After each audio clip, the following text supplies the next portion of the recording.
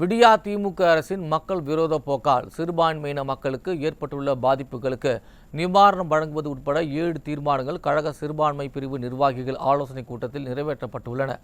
சென்னை ராயப்பேட்டையில் உள்ள எம்ஜிஆர் மாளிகையில் கழக சிறுபான்மை பிரிவு நிர்வாகிகள் ஆலோசனைக் கூட்டம் கழக சிறுபான்மையினர் நலப்பிரிவு செயலாளர் அப்துல் ரஹீம் தலைமையில் நடைபெற்றது.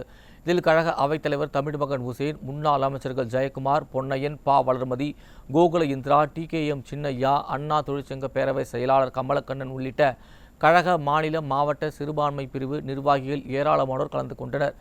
இதில் புரட்சித் தலைவி ஜெயலலிதா 76வது பிறந்த நாளில் கழக சிறுபான்மையினர் நலப்பிரிவு சார்பில் தமிழகம் முழுவதும் உள்ள நகர ஒன்றியங்களில் நலத்திட்ட உதவிகள் வழங்கும் விழா நடத்தப்படும் எனவும், விடியா திமுக அரசின் மக்கள் விரோத போக்கால் சிறுபான்மையின மக்களுக்கு ஏற்பட்டுள்ள பாதிப்புகளுக்கு நிவாரணம் வழங்க வலியுறுத்தியும், புரட்சித் தலைவர் குறித்து அவதூறாக பேசிய திமுக MP ஆண்டிமுத்து ராசா மன்னிப்பு கேட்க வலியுறுத்தியும் தீர்மானங்கள் நிறைவேற்றப்பட்டன.